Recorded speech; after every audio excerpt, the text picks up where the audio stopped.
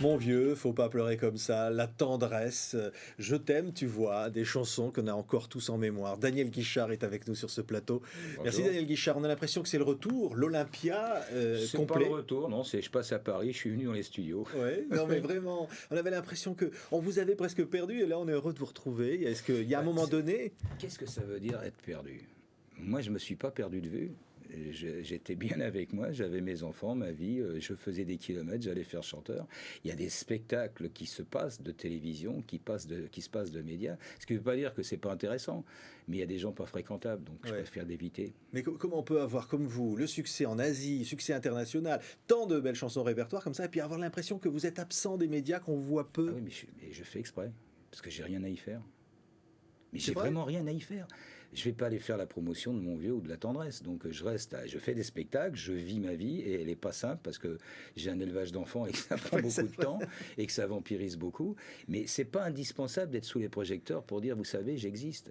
Oui, mais quand même, quand vous allez vous retrouver sur cette scène mythique de l'Olympia, vous l'avez connu quand la première fois La l'Olympia? première fois c'était en 70 ou 71. Ouais. Je devais être en première partie. J'ai fait une chanson, il y avait Juliette Gréco qui était vedette. Puis après j'ai fait 3 chansons avec Mireille Mathieu en 72.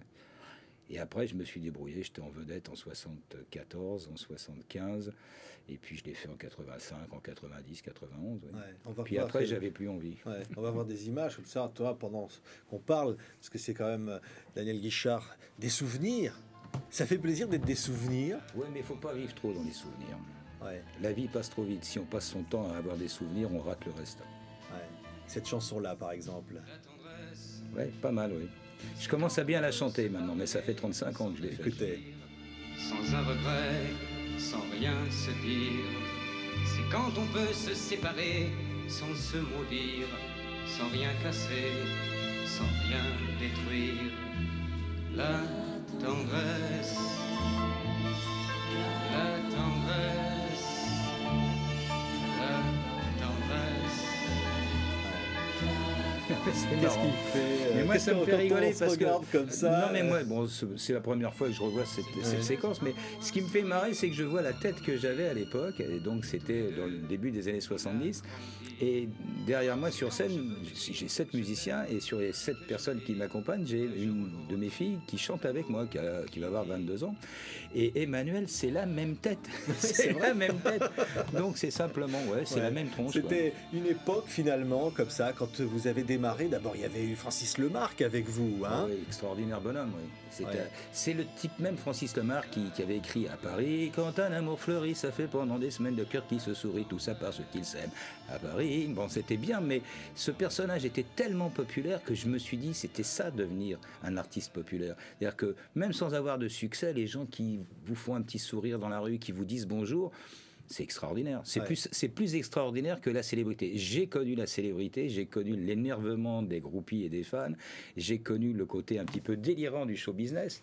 Mais ce qu'il en reste, c'est quand on est populaire, et c'est pas l'artiste qui décide, c'est pas le show business qui décide, c'est les gens dans la rue. Ouais. Ça, c'est bien. Ouais, et être populaire avec d'abord des chansons, parce que c'est Ah ça, bah oui. un répertoire. Ouais. Et donc, quand on parle évidemment de Francis Lemarque, vous êtes un chanteur réaliste, c'est-à-dire le titi Ouais. parisien des débuts, comme on l'a présenté, dont les parents venaient des quatre coins, on va dire aussi. Hein. Ouais, ma mère elle vient toujours, elle est toujours vivante, mais russo, polac, ukrainienne. Mon père breton, ça fait de l'Atlantique à l'Oural. C'était pas mal, ouais. Ouais. C'est un beau mélange parisien. Oui. Pour chanter finalement des chansons de Titi, des chansons de Paris avec Ouais. des accordéons au départ. Ouais, Et ouais. l'amour de Piaf, l'amour de Brel, c'est quoi au départ? Ah, c'est une époque où intellectuellement on peut être fan, fin des années 60, début des années 70, c'est quand on a 15, 16, 17 ans, on peut être fan des Rolling Stones, de Johnny Hallyday, de Piaf, de Brel, les artistes peuvent se mélanger, l'inspiration ça choque personne. Aujourd'hui, ça devient très difficile de pouvoir dire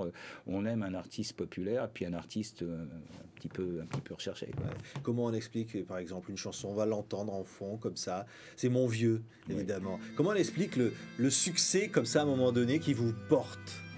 C'est Je sais pas, parce qu'en fait, l'anecdote sur la tendresse, par exemple, aujourd'hui, on dit la tendresse, ça a marché. Non, non, ça a mis des mois à s'installer. La chanson, elle ne marchait pas du tout en radio. Quand elle est sortie au début 70-71, marchait pas. C'est à la fin de l'été qu'elle a commencé à marcher. Et Mon vieux, ça s'est installé sur les mois. Mais évidemment, il s'est passé plus de 30 ans. Et comme il s'est passé plus de 30 ans, il y a des générations qui ont été touchées par cette chanson. Et moi qui la chantais, j'avais 25-30 ans à l'époque. J'ai eu le temps d'avoir des enfants qui ont grandi. J'ai eu le temps d'avoir le conflit des générations. J'ai eu le temps d'avoir l'incommunicabilité. Et je la chante différemment. Ouais. Écoutez. Dans son vieux par-dessus râpé, il a pris pendant des années le même autobus de banlieue. Mon vieux,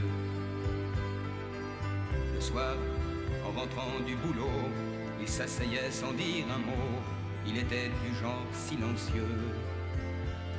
Mon vieux. Il y a toujours la même émotion quand on chante une chanson comme ça.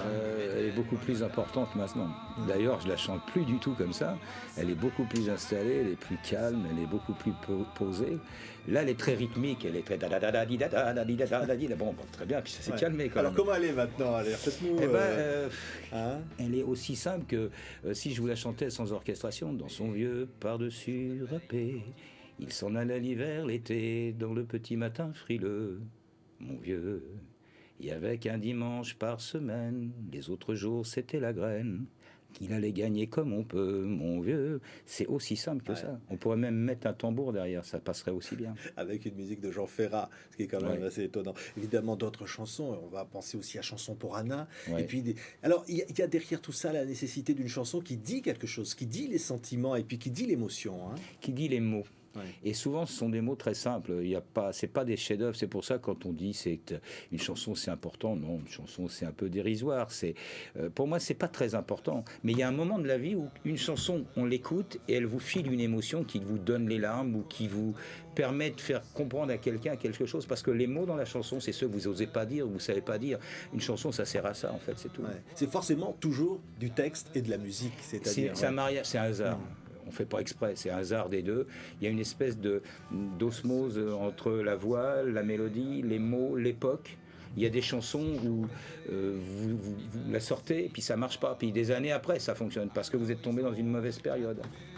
C'est une chanson pour Anna, écoutez bien ce qu'elle dit. Elle écrivait pourtant, Anna, ces mots-là. Moi, j'ai un jardin rempli de fleurs.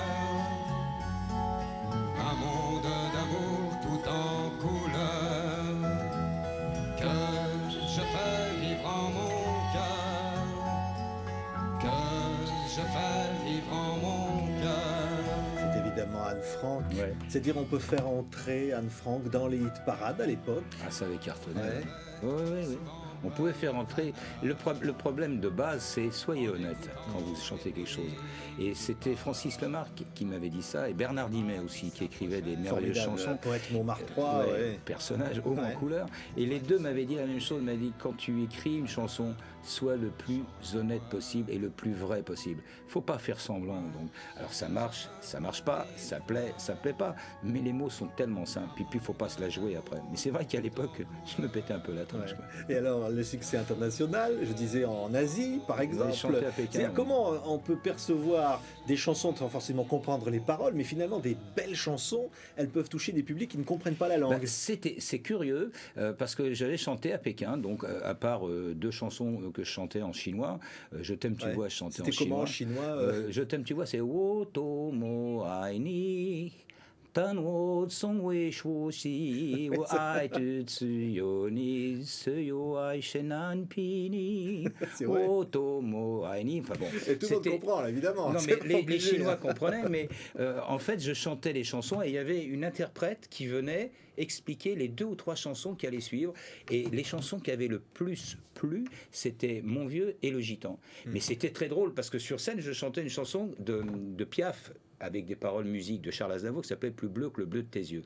Et je chantais plus bleu que le bleu de tes yeux, je ne vois rien de mieux, même le bleu des cieux. Et devant moi, ils étaient tous avec des cheveux noirs, des yeux noirs et des yeux bridés. Et plus bleu que le bleu de tes yeux, ça m'a fait une espèce de flash. Et elle est où la blonde là? Il n'y en avait pas.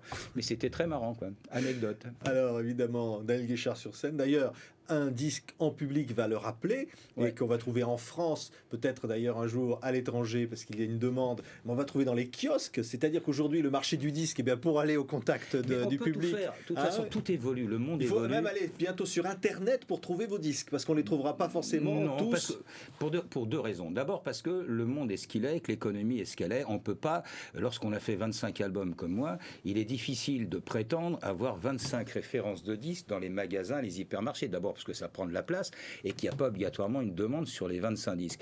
Par contre, le fait de faire de la commercialisation Internet, vous pouvez avoir des références qui se vendront en toute petite quantité, mais qui rendront des gens heureux parce qu'ils avaient le vinyle et qu'ils n'ont pas le CD. Ça, c'est le site Internet, ça sera guichard.com et danielguichard.com, n'importe quel endroit du monde, on pourra l'avoir. Ça sera au mois d'avril, ça. Mais il n'est pas concevable, il serait prétentieux de dire je veux que tous mes disques soient chez les marchands. C'est pas concevable, c'est pas possible. Et la première chanson, vraiment, Daniel Guichard, le souvenir le plus ancien, le plus émouvant peut-être que vous ayez chanté? Une chanson, je crois que toutes les chansons, j'aime bien quand les chansons qu'on enregistre, elles ont une anecdote. Et il y en avait une particulièrement qui a une anecdote. C'était après avoir chanté La Tendresse qui décollait doucement, mais c'était difficile pour que ça commence à marcher. J'étais dans le studio en train d'enregistrer Faut pas pleurer comme ça. Et il y avait donc le directeur artistique, le preneur de son. Et puis c'était le soir, il devait être 10h du soir. Et je chantais Faut pas pleurer comme ça. Et puis un copain qui me vendait des voitures qui est venu avec Jean-Claude Boutier. Ils sont venus me voir enregistrer et lui préparait son match contre Monzon à l'époque. Oui, c'est vrai. Merci Daniel Guichard, merci infiniment. C'était un vrai plaisir d'être venu. Quelques notes, bien sûr, qui font partie de notre vie. Merci d'être ce que vous êtes. À bientôt.